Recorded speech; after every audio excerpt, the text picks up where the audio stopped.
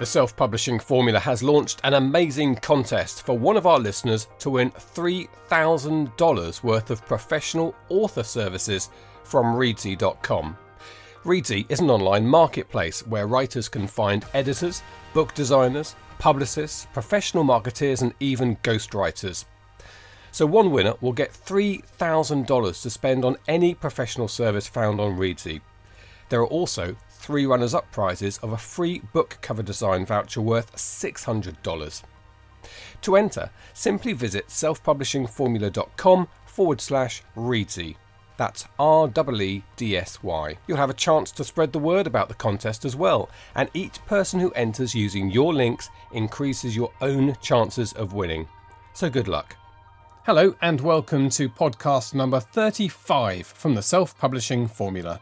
2 writers, one just starting out, the other a bestseller. Join James Blatch and Mark Dawson and their amazing guests as they discuss how you can make a living telling stories. There's never been a better time to be a writer. Good evening, Mark. How are you? Tired, James. I should say good evening, good morning. I could do the old... Morgan Wise. No, not Morgan Wise. Newman. God, what was his name? Truman. Good morning, good evening, good night. Good morning. Oh, no. And Truman, wasn't it? If I don't see you Frost? later. No. Truman Show. Partridge? Yeah, Frey Partridge. Yes, we are at the end of the day. We are colossally busy, the pair of us, or 3 of us, with John Dyer as well at the moment. And so we're squeezing in our podcast chat where we can. You've been watching the football all night. I've been at a busy schools meeting. But here we are.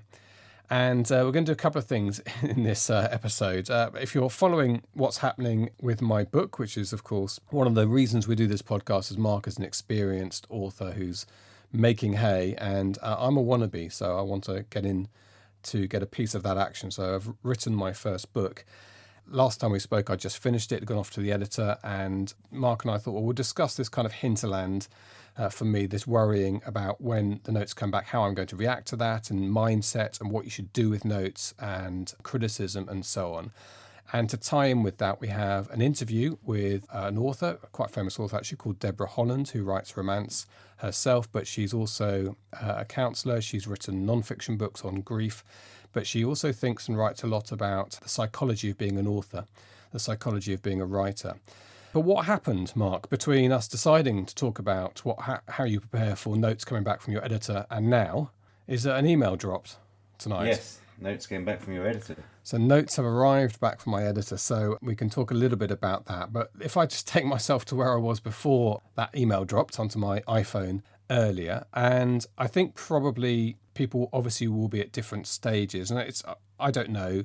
We don't survey our audience to that degree. I don't know how many people have sent books off to editors in the past, how many people are used to that process, but I think there's a 1 and a 0 here. There's people who've never been through this process before, never used a professional editor, and there are those who are, like yourself, are used to using them. And to the fact that you scale down just how much you use editors now, don't you? So my book's gone to a developmental editor to give me the broad brushstroke changes that she believes are necessary to make the book work. Well, you probably don't do that stage anymore, do you? No, because I'm really good.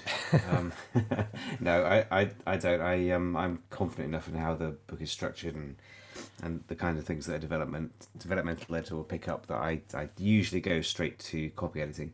Although saying that, the books that I publish through Amazon, Thomas & Mercer come with a full editorial package that includes developmental, then copy, then proofing at the end. So it's not that long ago. In fact, it was just last month I had a developmental edit from the same editor that I recommended for you. Okay, what, Jenny, who's given me my notes? That's right. Yeah. Yep. And I actually have another offer of an editor who you said is somebody who can be quite brutal, and I'm currently working out what the best process is. I think probably is to implement what Jenny's given me and then potentially get a second hearing from him as well. So before I talk about what Jenny's fed back to me, one of the things that I did, I've done a couple of things. One is I've tried, in fact, for the first time, I've stepped back from my draft, which I was almost unable to do whilst I was writing it, which was silly really, because you need to step back from it. You need to read it from a reader's point of view and be objective about it. But I didn't really push myself through that process, or didn't find it easy to do. And I think that's just naivety and inexperience on my part. But the act of sending it off, the act of sending that email, and the days that followed, I guess stopped worrying about it, stopped thinking about it, and in that time started to really think of the things I thought weren't working with it. And I was mulling over, I'm using the story grid, which is Sean Coyne's book, as my kind of reference at the moment, my main reference in terms of educating me about how to create a story. I know there are lots of other texts out there, but it's the one I'm reading and using. And one of the things he talks about is some absolute musts for the type of book that I'm writing is that your protagonist must have an external desire, but also a subconscious one. So the external one is the obvious one you set up. They've got to stop the ticking bomb and save the world or whatever it is. But the subconscious one is what they're really trying to do. And even if, by its nature, subconscious, they're not aware of it. And when I sent the book off, I would have had a sort of rough idea of what my hero's subconscious desire was. But 3 days after I sent it off, I had a moment of absolute clarity and realised what his subconscious desire was. And it wasn't what I thought it was. So having clarified that in my mind, that informs the way that I would rewrite the book, not completely rewrite the book, that the changes I would make. So for me, even before I got the notes back, I've been able to do something that I think you probably do all the time when you write now, is to think about it from a reader's perspective and take that step back and think objectively that new writers like me don't know how that process works and don't know to do it. Yeah, it's something that comes with experience, really. So I've written more than 20 novels now, so it's something that is just something that's reflexive. I'm not even sure I'm conscious of it. So those kinds of things just kind of happen, and you can look at things like those kinds of motivations. That's always very important. Other things as well, just even things like how the text looks on the page. I think white space is very important, and I've read through the comments that Jenny sent you, and some of those changes that she has suggested will reduce the amount of text on the page and will increase the white space. And if you look at something like James Patterson, there's a reason why he's the best-selling author in the world. At least I think he is. If you look at how his paragraphs are structured, very often there'll be one-sentence paragraphs. They're very quick, staccato, and it just ushers the reader through the pages very quickly, and that makes those books unputdownable, which is something that I try to emulate as well. Again, that's something that obviously comes with experience. And one of the things that I've been doing, I'm sure lots of people listening to this podcast too, is you wonder how you're supposed to structure some basic aspects. Like, for instance, if you've got two scenes going on at the same time and you want to cut between them, how actually you use that white space and what that looks like, or whether it's best put into a separate chapter. So I keep opening other people's novels all the time and looking at the basics of how they do that. I mean, not everyone does it the same, of course, and some people deliberately set out to play with those conventions, but I think from where I am, I'm not interested in subverting the conventions at this stage. I'm interested in trying to understand them and nail them. But yeah, so let me take you back a bit then. So you just mentioned you think a lot of this happens sort of subconsciously to you now. So when you set out on a new book and you're writing at the moment, you don't have formed in your mind, this is what the hero is going to want to physically do on the surface, and this is below the surface what you think he's actually trying to do. You don't clarify that in your mind before you start the book. No, not normally. I know with Milton, for example, so I'm writing a John Milton book at the moment. His subconscious is always seeking atonement for the things that he's done in the past. So that is his kind of motivation. He does realise that it's not a subconscious thing for him. He does realise that's what he needs to do, and that drives all of the books. It has done since the first one. And then in terms of the kind of the physical process through the book, I'll have a start point and an end point mapped out usually, and then I'll have scenes throughout the book that I know I want to include, and then as I'm writing those, they'll propagate other ideas, and other scenes will naturally follow them or precede them. So I don't write chronologically, I write all over the place, and often I'll write dialogue first. I might have a conversation between the two characters and just see where that goes within the the strictures of the plot, which can be reasonably loose sometimes, but there'll usually be a direction they're heading for. And that's a really good way just to jump in and out, just to start a conversation and just see where that takes you. So you have a plot when you start that's effectively your starting point. I usually have an idea. So for this one, I wanted, no spoilers here, but I wanted Milton to be in prison in a country that he's not comfortable with. So it's set in the Philippines, and he finds himself in an extremely dangerous prison in the south of the island. And the book is called Blackout, I think that's the title at the moment. And the kind of the conceit is he he's an alcoholic. He's suffered from alcoholic blackouts in the past. And he wakes up in a hotel room with a dead body, and he doesn't remember how he got there, who she is. And he's basically then he's arrested and goes to prison. And the rest of the book is a kind of an unraveling of what's happened, and then an accounting as Milton redresses the things that have been done to him and to other people in the book. Okay. You don't know what they are when you start writing, so you're a classic mixture, I suppose, of a plotter and a panzer. Probably more the plotter than I'm kind of a pantsing plotter, I suppose. I know pretty much. I know how he ended up there. I mean, I know the solution to the mystery. I know who's responsible for that, why they've done it. What I'm not sure about is how Milton will escape from the prison, and then how he will basically free himself from suspicion and then get revenge. I'm not entirely sure how that will play out, and I usually just kind of feel my way towards that as I'm writing. Okay. Well, let's move back to mindset then for this stage that we go through to get the book improved and to the point where it might stand a chance of commercial success. And we immediately are confronted by the problem of having something that you've put a lot of hours into, that you feel quite vulnerable about, being criticised and poked about and lauded over by somebody else who you're paying for the privilege of doing that. I mean, I have to say, Jenny was very kind in her email and in her initial sort of, these are the positives, this is the areas we need to work on. I'd done quite a lot of thinking about it. As I said, I'd been able to step back from the novel since I sent it off.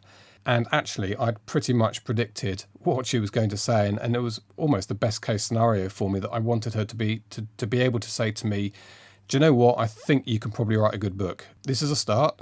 There's nowhere near the complete, but I wanted her to be able to see the potential for being able to get a good book out of it. And that's what the worst case scenario is that you can read between the lines that what she's written back to you is, good luck with your pet project, but this is not going to make it. But that wasn't the tone I got from her.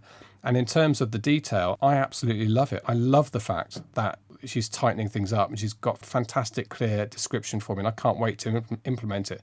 And I don't know if I've surprised myself by having that attitude, or whether it's because you've been telling me and other people on Facebook have been telling me to prepare myself and get into the correct mindset. But I don't know. I think a couple of years ago, I probably would have reacted differently, but now I'm thinking this is a commercial endeavour. I want this book to make money. I've got an ambition. I've got a financial ambition for maybe the end of next year to be in some kind of profit with a series of books, and therefore this is a business and I follow this and I do it. And that's not where I was a few years ago. The way to look at it is, Hemingway, I think, said this was, and I won't complete the quote because we'll lose our family-friendly rating, but it's basically the first draft of anything is SH, etc., etc. Yeah.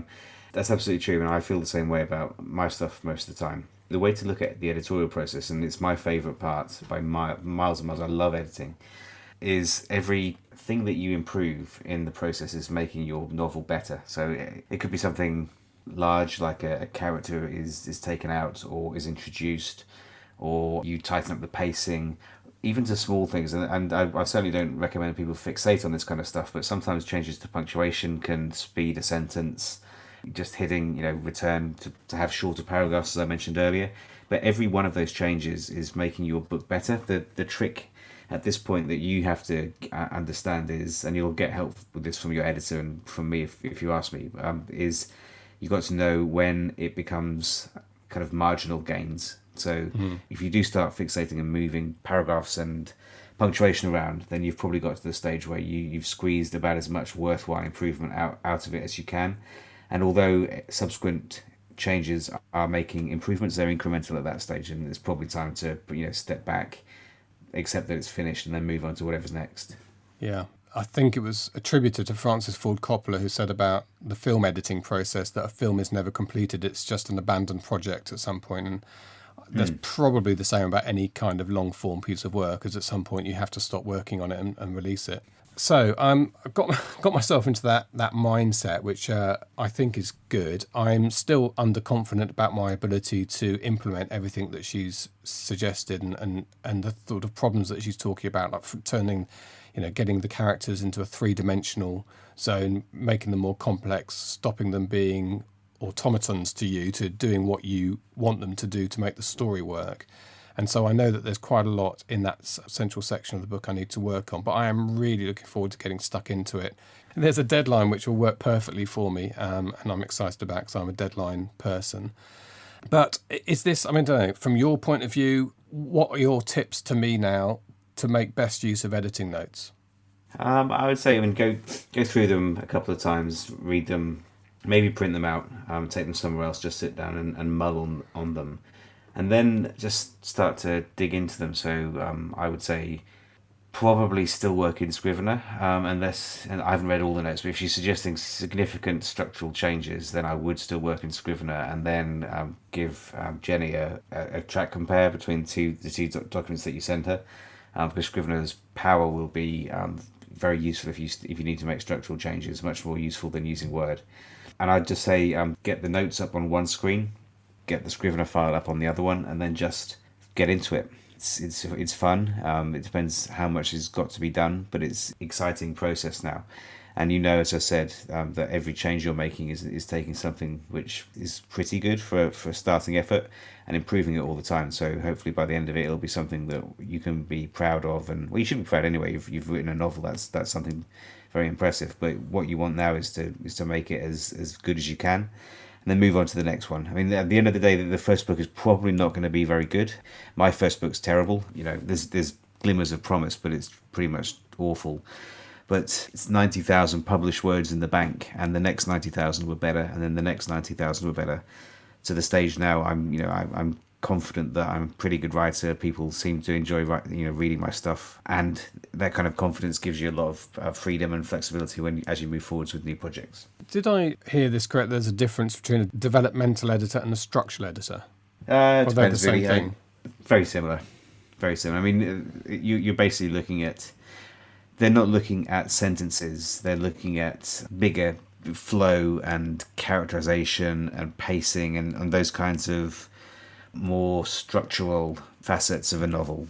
The copy editor will get down into, that sentence could be tightened, will pick up errors, and then when we get down to the proofreading, that's when they'll go over it one final time to make sure that your grammar's correct, that you don't have typos and all that kind of stuff. Because one of the things I did notice, and I think you knew this was something that you were going to suffer from, is that you're missing a lot of words out of sentences.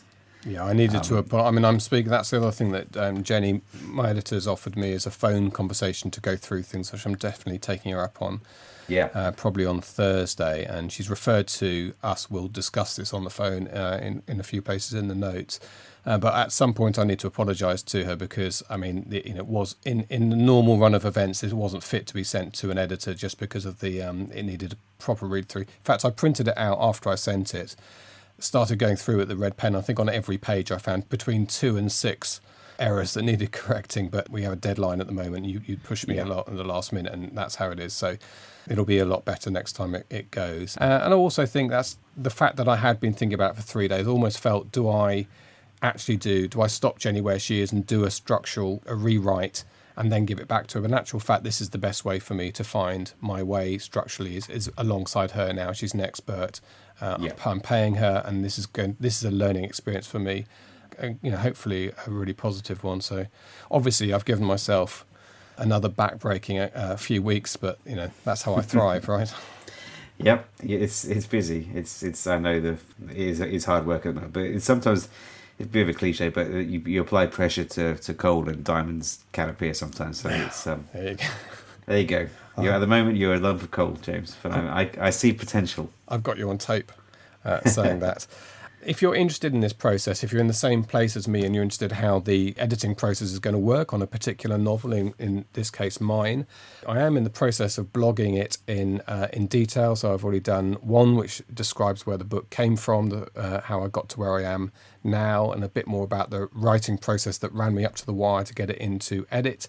Then a bit about number 3 will be about preparing mindset for the notes. What I'm going to do with this, and I haven't actually got to it yet, but it will be done in the next couple of weeks, is there will be this manuscript, warts and all, will be available, including Jenny's notes. I've got a slight problem because I need to work out how to remove her surname from it. Her surname will be released at some point, she said, but at the moment she's swamped with work, so she just wants to be known as Jenny. And I think that is obviously it's quite a I think, a reasonably brave thing of me to do, to put out a substandard Yeah. early draft. But I think for people who want to read the book, forget it, leave it, and you can read it next year. However, if you're interested in learning, if you're writing a novel now and you wonder what's going to happen at the end of it and what you should be thinking about now, I think this would be a really useful exercise. And I don't know how many people have done this before, to publish the early drafts out with the notes to see how it progresses into the final thing. So I'm going to go ahead and do that. And when it's set up, I'll give you the details. But if you want to read the first entry of the blog, if you go to our website, selfpublishingformula.com, you will see under blogs that James's little blog is there. Can't work out exactly what we're going to call it because we're actually recording this on the day that work's being done, but it'll be there for you to have a look at. So did you react badly the first time someone told you that something you'd written needed to be changed? It's hard to remember. It's so long ago now. I mean, it was like 2000 when my first one was published. So that was traditionally published. The full editorial process was included. I don't think I did react badly. I think I was excited like you are because I know that it's almost legitimizing when you start to work with professionals when, you know, as a kind of a first-time writer. The only praise you might have had is from kind of close friends and family, which you can basically discount because your mind will think, yeah, they're bound to say that because they're my wife or they're my husband or whatever the relationship between you and the reviewer is. But when you start to get input from people who have a commercial relationship with you, not an emotional one, it's an exciting moment because that you will naturally take their criticism, either positive or negative, you'll take that on board more easily than you would from somebody else. So I remember that at the time I was getting praise from people who had read my stuff, but I think one of them was my fiance at the time. So I kind of ignored that, and friends as well said it was good, but I didn't really believe it. It was only when an agent got involved and then an editor, it was like, okay, so perhaps I can write a bit. That's encouraging. I remember it being very, very good for motivation. So I went into kind of a super manic, almost Blatchian. I made a word up there, by the way, an almost Blatchian splurge of creativity, and just basically wrote another book in 3 months. Which actually, now I come to think about it, I do that all the time now. So, but at the time, it actually I made myself sick from working too hard. But it was just driven by that kind of just the fact that I was working with professional people who I took more seriously than because they were professional rather than just kind of friends or acquaintances. Okay, let's move on to the thicker skin that you need to grow, even thicker than receiving notes from a paid professional, and that is the random comments of people who bought your book and for whatever reason reacted badly and then leave a review, a negative review. How did you deal with them as you set out in your career, and how do you deal with that now? It used to bother me massively. I used to kind of I used to refresh my author page obsessively, almost as much as I refreshed my sales page. And a review would come in, and a good one would make me euphoric, and a bad one would put me in a funk for hours afterwards, and I take it very, very personally. But these days I don't check very often. I'm not bothered by. I mean, it's always wonderful to get good reviews, and thankfully I get more good reviews than I do bad ones by quite a way. But I still get bad reviews all the time. I still get 1-star reviews. I still get some.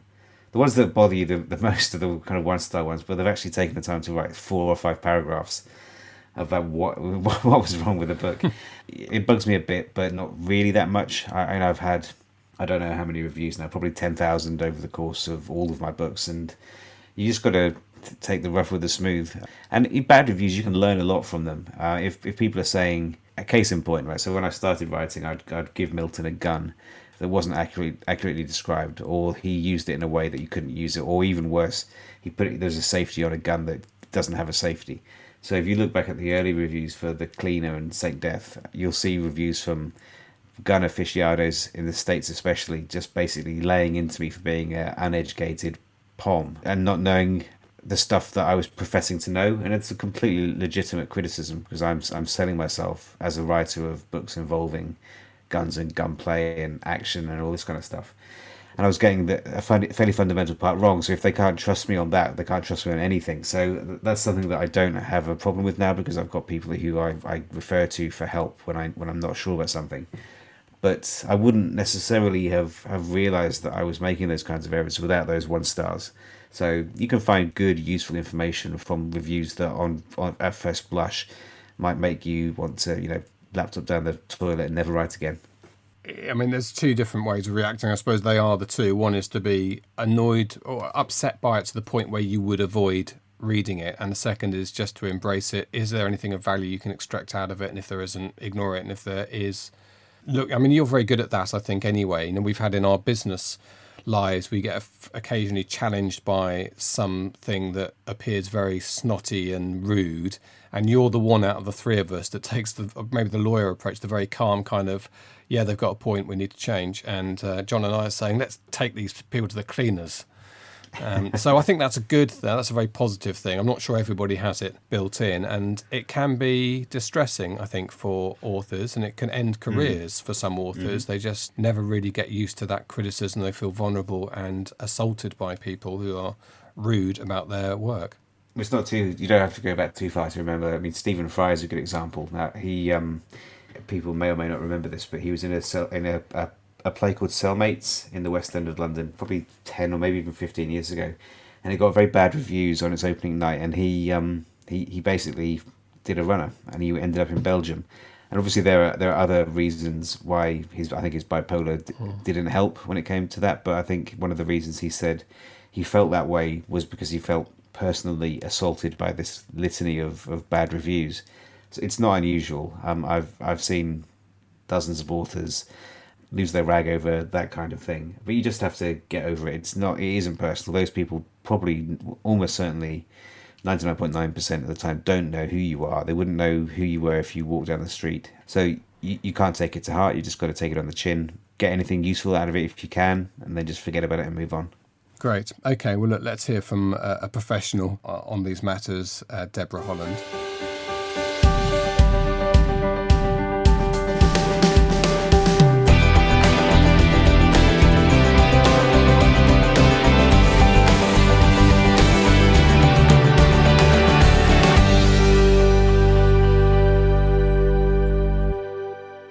I'm Dr. Debra Holland, and I am a psychotherapist, and I'm also an author.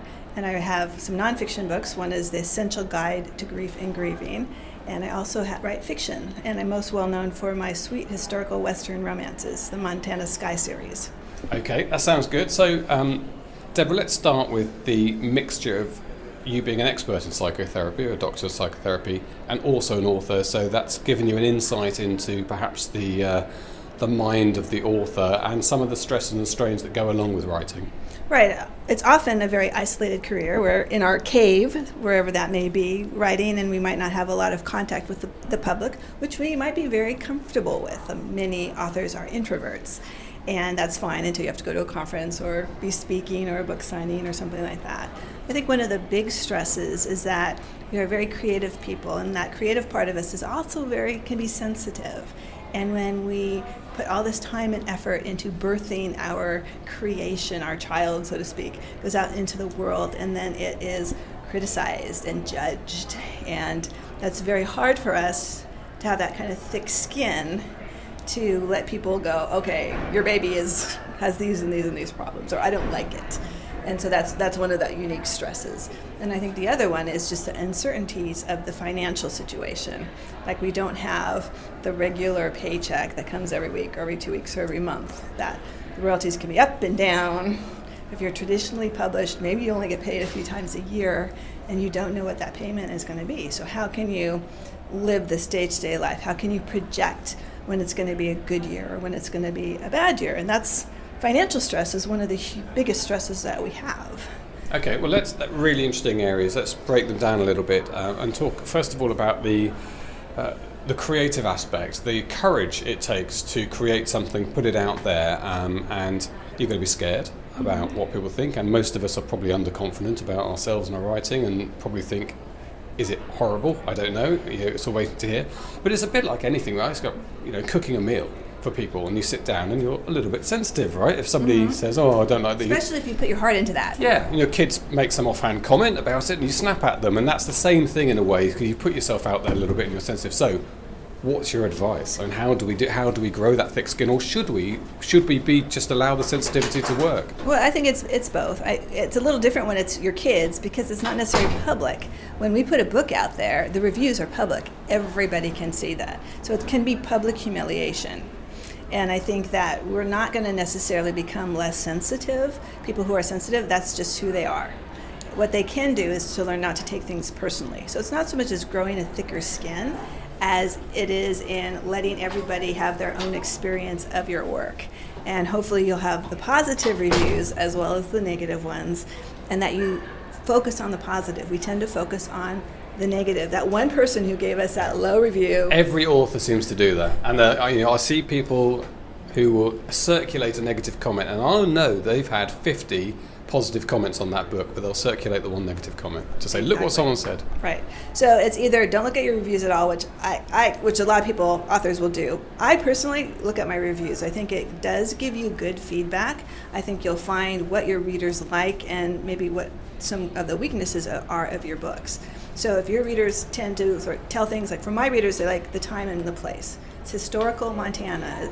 And so my readers say, she gives me a sense of, I see the scenery, I see the details, and I get review after review. So I need to make sure that I continue to do that, because that's what my readers want. And if I have a reader that's saying, oh, you've got too much of this, maybe I need to step back and go, do I?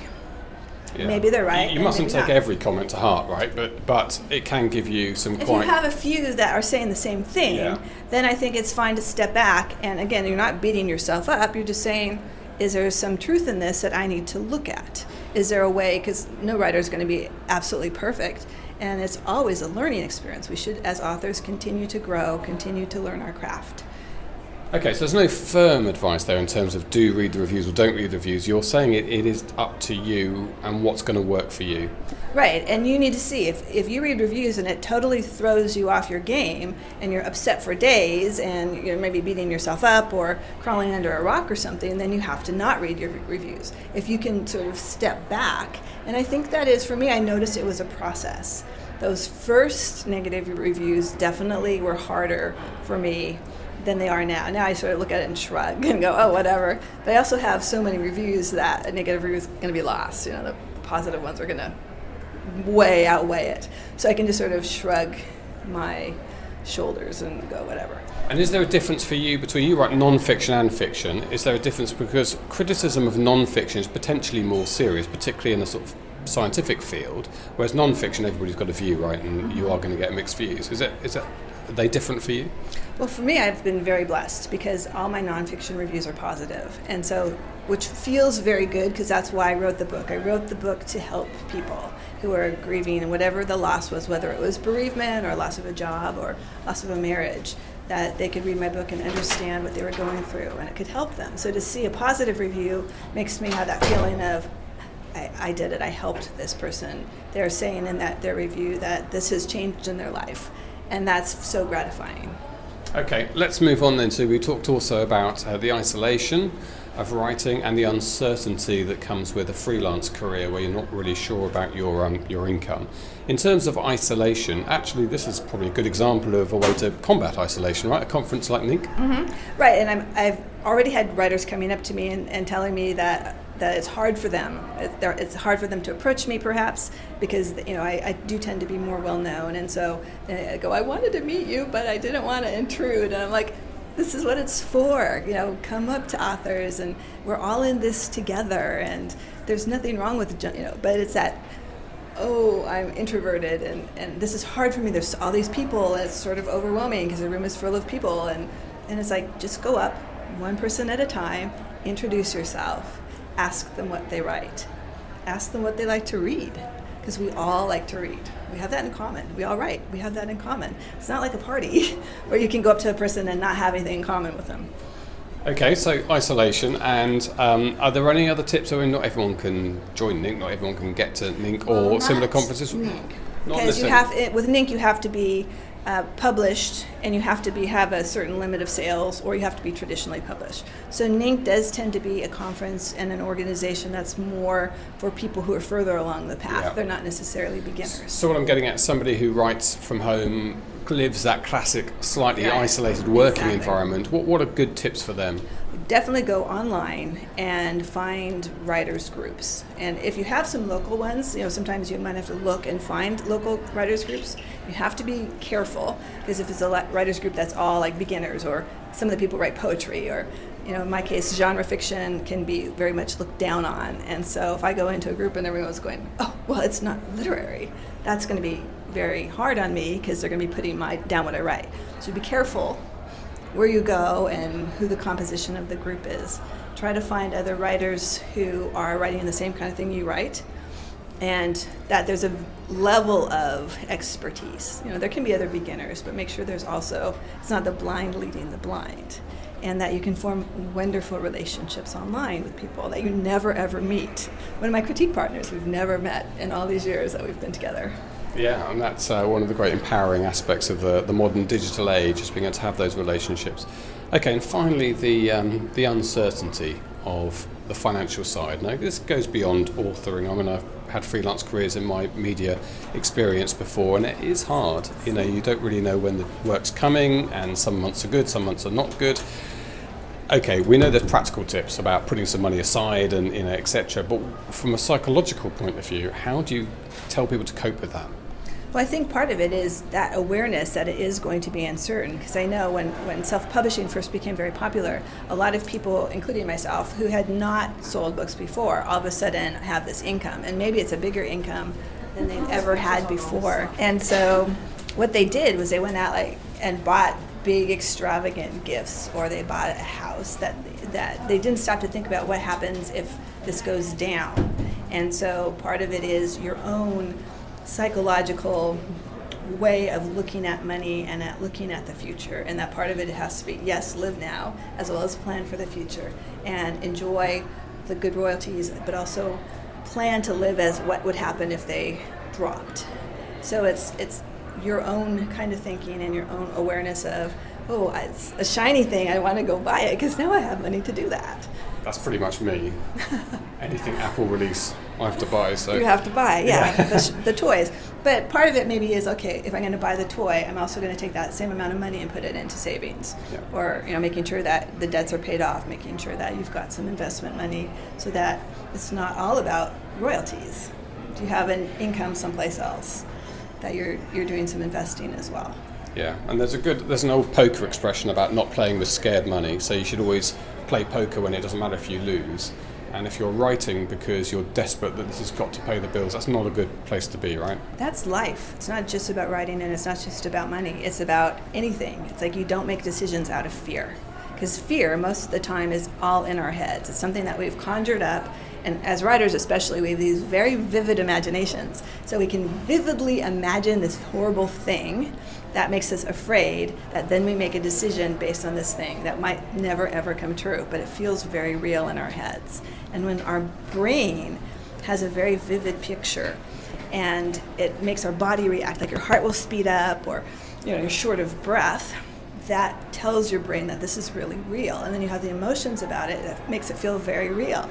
So your brain has a hard time distinguishing between your fantasy in your head and reality.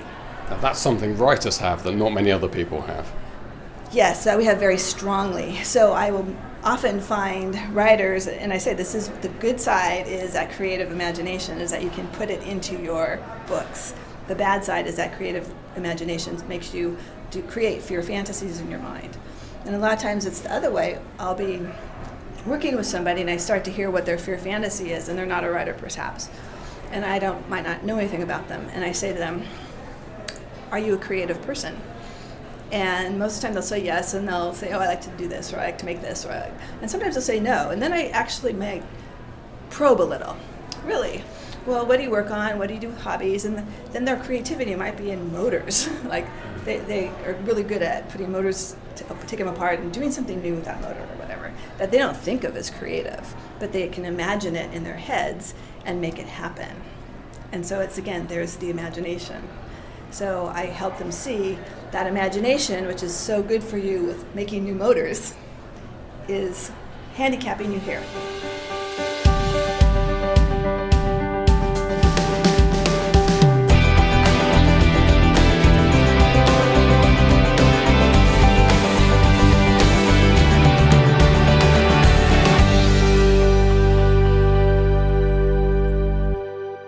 So Debra, who's written on grief and other matters of psychology and thinks a lot about the author's life. I thought some really useful advice there, Mark, not just about, as we talked about earlier, in terms of the criticism, either taking it on board or potentially avoiding it if it's something that's just not going to work for you. But she also talked about the financial pressures when you run your own business and you rely on income from the work that you're doing and how you deal with that. So I thought very good of Debra to talk to us about that, and it's an important subject for people listening. You seem to be quite a sorted kind of guy in those terms. I think you're quite sensible with money and so on. You're not somebody who's ever been very stressed about the financial situation?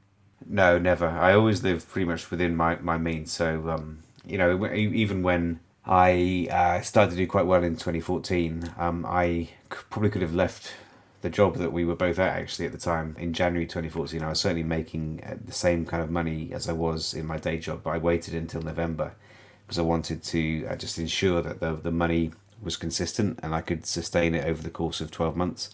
And as it turned out, money was kind of doubling every month almost to the extent that by the end of it, I was making about 10 times more than I was in the day job. So I couldn't really put that off anymore. But it was, I'm naturally quite cautious. I've got 2 kids, I'm married, I've got a mortgage. Those kinds of things need to be respected.